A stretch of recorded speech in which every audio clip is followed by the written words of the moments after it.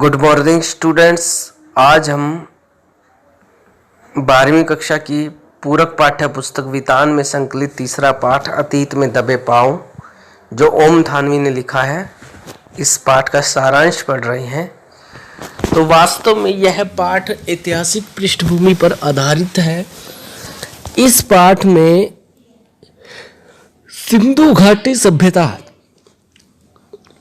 से जुड़ी हुई बहुत ही महत्वपूर्ण जानकारियां हैं। ओम थानवी के बारे में पढ़ते हैं। पहले ओम थानवी का जन्म 1957 ईस्वी में हुआ था।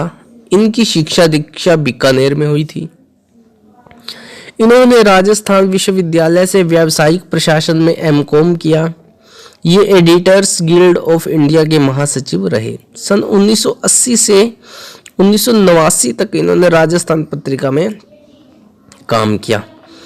इतवारी पत्रिका के संपादक ने साप्ताहिक को विशेष प्रतिष्ठा दिलाई। ये अपने सामाजिक और सांस्कृतिक सरोकारों के लिए जाने जाते हैं। अभिनेता और निर्देशक के रूप में ये स्वयं रंगमंच पर सक्रिय रहे। इनकी गहन दिलचस्पी साहित्य, कला, सिनेमा, वास्तुकला, पुरातत्व और पर्यावरण में है। इन्होंने 80 के दशक में centre for science environment CSE की फेलोशिप पर राजस्थान के पारंपरिक जल स्रोतों पर खोजबीन करके इसके बारे में विस्तार से लिखा। इन्हें पत्रकारिता में कई पुरस्कार मिले, जिनमें गणेश शंकर विद्यार्थी पुरस्कार प्रमुख है। सन 1999 में इन्होंने दैनिक जनसत्ता के दिल्ली और कलकत्ता के संस्करणों का संपादकीय दायित्व संभाला। संप्रति अब ये इसी समाचार पत्र के संपादक के रूप में कार्यरत हैं। तो पाठ का सारांश हम शुरू करते हैं। लेखक कहता है कि हड़प्पा व मोहनजोदड़ो दोनों ही स्थान अभी तक दुनिया के सबसे पुराने नियोजित शहर माने जाते हैं। मोहनजोदड़ो ताम्रकाल के शहरों में सबसे बड़ा था। यहाँ खुदाई में बड़ी तादाद में इमारतें, सड़कें, धातु पत्थर की मूर्तियां, चाक पर बने चित्रित भांडे, मोहरे, साजो सामान और खिलौने आदि मिले हैं। हड़प्पा के ज्यादातर साक्ष्य रेल लाइन बिछने के कारण विकास की भेंट चढ़ गई। मोहनजोदड़ो को सभ्यता का केंद्र माना जाता है। यह 200 हेक्टेयर क्षेत्र में फैला था। इसकी आबादी लगभग 85,000 थी। यह नगर छोटे मोटे टीलों पर आबाद था तथा ये प्राकृतिक नहीं थे। ये टीले बनाए गए थे। कच्ची पक्की ईंटों से धरती की सतह को ऊंचा उठाया गया था। इस शहर की सड़कों व गलियों में अब भी घूमा जा सकता है। यहाँ का सामान अजायब घरों की शोभा बढ़ा रहा है, परंतु शहर वही है। इस शहर की गलियां, मकान, चबूतरे, खिड़की, रसोई, सड़कें आदि सुंदर नगर नियोजन की कहानी कहते हैं। शहर के सबसे ऊंचे चबूतरे पर बड़ा बौद्ध स्तूप है, परंतु यह मोहनजोदड़ो सभ्यता के जीर्ण शीर्ण टीले पर बना है। 1922 ईस्वी में राखालदास बनर्जी ने इस स्तूप की खोज की तो उन्हें यहाँ ईसा पूर्व के निशान मिले।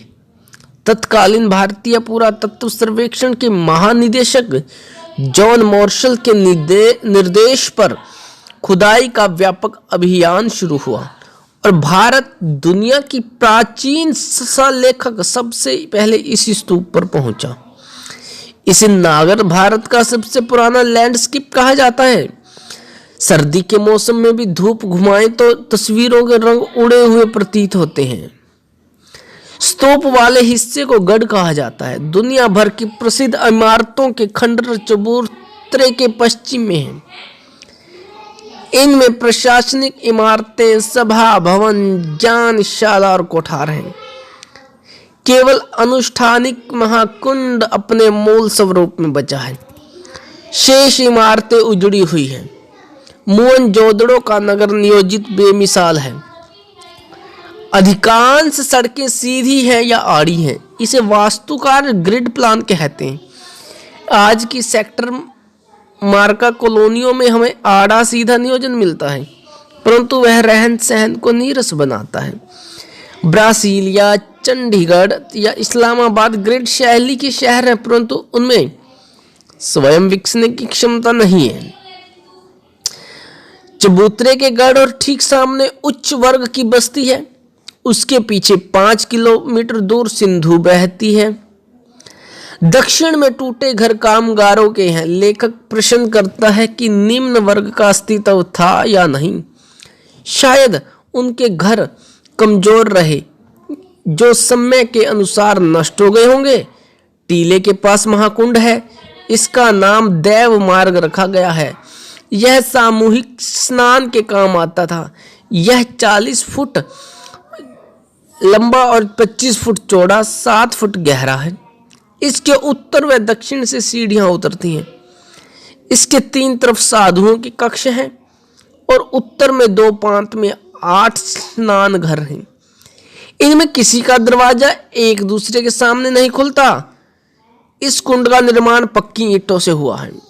पानी का रिसाव रोकने और गंदे पानी से बचाव के लिए कुंड के तल व दीवारों पर चूने व चिरोड़ी के गारे प्रयोग किया गया है। पानी के लिए एक तरफ कुआं है। कुंड से पानी को बाहर बहाने के लिए नालियां हैं। ये पक्की ईंटों से बनी है तथा ईंटों से ढकी भी हैं। जल निकासी का ऐसा सुव्यवस्थित बंदोबस्त इससे पहले के इतिहास में नहीं मिलता। कुंड के दूसरी तरफ विशाल कोठार है। शायद यहाँ कर के रूप में हासिल अनाज जमा किया जाता था। यहाँ 9 चौकियों की 3 कतारें हैं तथा उत्तर की एक गली में बैलगाड़ियों के प्रयोग के साक्ष्य मिले हैं जो माल की ढुलाई करती होंगी। सिंधु घाटी काल में व्यापार के साथ उन्नत खेती भी होती थी। अब इसे खेती हर व पशुपालक सभ्यता माना जाता है। पत्थर व तांबे की बहुतायत थी परंतु लोहा नहीं था। पत्थर सिंध से तथा तांबा राजस्थान से मिलता था। इनके उपकरण खेती बाड़ी में प्रयोग किए जाते थे। कपास, गेहूं, जौ, सरसों व चने की उपज के सबूत मिले हैं। यहाँ कपास, बेर, खजूर, खरबूजे, अंगूर, ज्वार, बाजरा और रागी की खेती भी होती थी। यहां से मिला सूती कपड़ा दुनिया के सबसे पुराने नमूनों में से एक है। दूसरा सूती कपड़ा 3000 ईसा पूर्व का है जो जॉर्डन में मिला है। मोहनजोदड़ो में रंगाई भी होती थी। ऊन व लिनन का आयात सुमेर से होता था। महाकुंड के उत्तर पूर्व में लंबी इमारत के अवशेष मिले हैं। इसके बीच में खुला बड़ा दालान है तथा 3 तरफ बरामदे हैं। इसे कॉलेज ऑफ प्रीस्ट माना जाता है।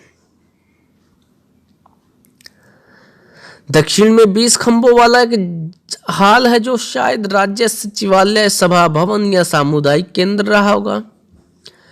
गढ़ की 4 दीवार के बाहर नीचा नगर था। खुदाई की प्रक्रिया में टीलों का आकार घट गया था।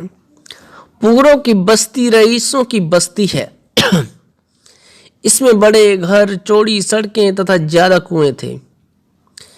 मोहनजोदड़ो के सभी खंडहरों की खुदाई करने वाले पुरातत्ववेताओं का संक्षिप्त नाम डीके रचा गया है। डीके क्षेत्र दोनों बस्तियों में सबसे महत्वपूर्ण है। शहर की मुख्य सड़क यहीं पर है। यह बहुत लंबी सड़क है तथा 33 फुट चौड़ी है। इस पर एक साथ 2 बैलगाड़ियां आ जा सकती हैं। यह सड़क बाजार तक पहुंचती है। इस सड़क के दोनों ओर घर हैं। सड़क की तरफ कोई दरवाजा नहीं खुलता। कारबूजिए ने भी चंडीगढ़ में इस शैली का प्रयोग किया था। सड़क के दोनों तरफ ढकी हुई नालियां हैं। हर तरफ एक घर में स्नान घर है और नालियां घर का पानी होदी तक लाती हैं तथा फिर वे नालियों के जाल से जुड़ जाती हैं। ज्यादातर नालियां ढकी हुई हैं। बस्ती के भीतर सड़कें 9 से 12 फुट तक चौड़ी हैं। बस्ती के कुएं पक्की हुई एक ही आकृति की ईंटों से बने हैं। यहाँ लगभग 700 कुएं पाए जाते हैं। इसे जल संस्कृति भी कहा जा सकता है। डीकेजी हल्के के घरों की दीवारें ऊंची और मोटी हैं। यहाँ शायद 2 मंजिले मकान भी होंगे। सभी पकी हुई ईंटों से बने थे तथा ईंटें भी एक ही आकार की हैं, 1:2:4। यहाँ घरों में केवल प्रवेश द्वार हैं, खिड़कियां नहीं हैं। बड़े घरों के भीतर आंगन की चारों तरफ बने कमरों में खिड़कियां हैं। घर बड़े छोटे हैं। सभी घर एक कतार में तथा अधिकतर का आकार 30 गुणा 30 फुट का है। कुछ इनसे काफी बड़े भी हैं। सबकी वास्तुशैली भी एक जैसी लगती है। DKBC हल्के से एक घर से दाढ़ी वाले याजक नरेश की मूर्ति मिली है। HR हल्के के बड़े घर से कुछ कंकाल मिले हैं। प्रसिद्ध नर्तकी शिल्प भी इसी हल्के के छोटे घर से मिली है। यहीं पर एक बड़ा घर है जिसे उपासना केंद्र समझा जाता है। गढ़ी के पीछे VS हिस्से में रंगरेज का कारखाना है। यहाँ जमीन में ईंटों के गोल गट्ठे उभरे हुए हैं। यहाँ 2 कतारों में 16 छोटे एक मंजिला मकान हैं। सब में 2-2 कमरे हैं। ये कर्मचारियों या कामगारों के घर रहे होंगे। मुंजोदड़ों में कुओं को छोड़कर अन्य सभी वस्तुएं चौकोर हैं या आयताकार है।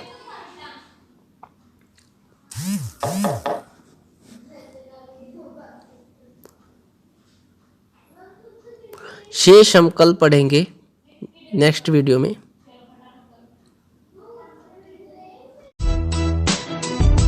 Powered by PK Star 007. Powered by PK Star 007.